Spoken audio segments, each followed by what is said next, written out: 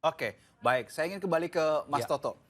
Kita lihat timeline-nya ya, kita lihat secara timeline. Habis ada amnesti untuk Hasto oleh Presiden Prabowo Saya tahu Subianto. nih pertanyaannya kemana nih. Udah tertebak ya. Kemudian sekarang ini di OTT KPK, Immanuel Ebenezer. Kemudian sekarang dipermasalahkan juga adalah Sylvester dan juga merupakan relawan Jokowi yang ini kok nggak ditangkap-tangkap padahal udah tersangka. Ada nuansa ingin apa ya, dalam tanda kutip mengurangi. Pasti susah nih bahasanya, saya tahu nih. Ya makanya saya ini mikir apa nih bahasanya nggak saya ketik soalnya. Mengurangi powernya Pak Jokowi di era Gini, Pak Prabowo atau gimana? Saya gunakan bahasa netizen aja lah ya. Boleh. Ada yang berspekulasi ini kelompoknya Jokowi sedang dihabisi. Saya gunakan bahasanya seperti itu. Saya berharap tidak. Tapi Dan realnya kelihatannya begitu. menurut saya berbahaya kalau seperti itu.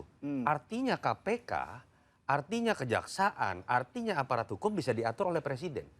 Oleh kekuasaan tertentu. Dengan motif ingin menghabiskan kelompok yang lain. Andai kata pun saya termasuk orang yang mengkritik Jokowi dengan majunya Gibran. Dalam konteks pasca reformasi menurut saya itu kemunduran habis buat demokrasi. Tapi kalau betul ada kekuatan besar yang bisa menggunakan APH untuk menghabisi kekuatan Jokowi, saya juga nggak setuju dalam konteks bernegara, bahaya loh.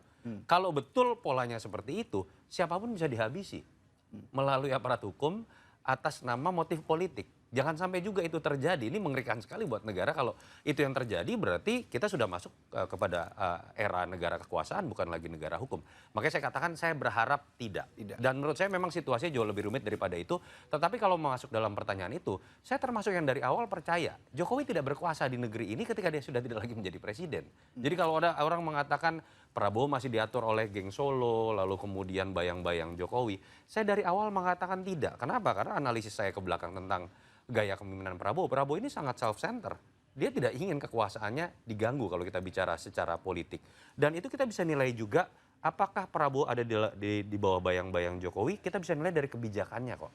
Kebijakan yang dibuat oleh Prabowo itu berbeda sekali dengan kebijakan yang dibuat oleh Jokowi. Tapi mungkin tidak dibawa bayang-bayang, tetapi di situ ada orang-orangnya Pak Jokowi, dalam arti wapresnya saja anaknya. Kemudian beberapa menteri kita juga tahu ada, ya deket lah sama Pak Jokowi, ada Saya Bahlil termasuk berbeda. dan seterusnya. Saya selalu mengatakan malah ketika Pak Jokowi sudah tidak lagi menjadi presiden, menteri-menteri yang dianggap dekat dengan Jokowi pun seketika akan menjadi loyalis Prabowo.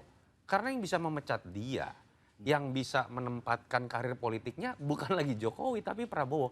Itu hukum alam dari politik dimanapun gitu ya. Jadi saya tidak terlalu yakin bahwa Jokowi masih punya kekuatan besar. Sehingga hal-hal ini sebenarnya hanya membuktikan bahwa hipotesa mengenai Jokowi tidak lagi berkuasa sepertinya lebih punya data empiris dibandingkan dengan orang yang percaya bahwa geng Solo ini masih memiliki kekuatan besar. Jadi kalau dikatakan banyak orang yang dulu sangat dekat dengan Jokowi, iya. Tetapi secara psikologi politik, saya meyakini orang-orang yang merasa dekat dengan Jokowi pun sekarang otomatis akan menjadi loyalis Prabowo kok. Meskipun contoh beberapa Noel deh. masih manggil Pak Jokowi Cuma kemarin pas pada lebaran saat bos Ramadan gitu. lah. Menurut saya kapok juga gitu ya dengan ramai diberitakan oleh media.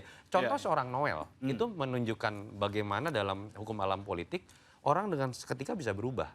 Dulu Jokowi mania. Kampanye Pilpres tiba-tiba jadi Prabowo mania. Dari situ kan sudah terlihat bagaimana karakter seseorang ketika ingin masuk dalam politik praktis cenderung akan punya bos baru yang dianggap berkuasa. Nah, ini hanya menunjukkan saja bahwa menurut saya tidak bisa kita masih menggunakan hipotesa bahwa geng Solo masih berkuasa. Tapi saya juga berharap jangan sampai logikanya menjadi hitam putih. Bahwa ketika ingin menunjukkan Jokowi tidak berkuasa, artinya kelompok yang dekat dengan Jokowi harus dihabisi. Ini juga bahaya dalam konteks bernegara, karena seakan-akan tadi hukum bisa digunakan untuk makin meminggirkan kelompok yang dulu dianggap berkuasa.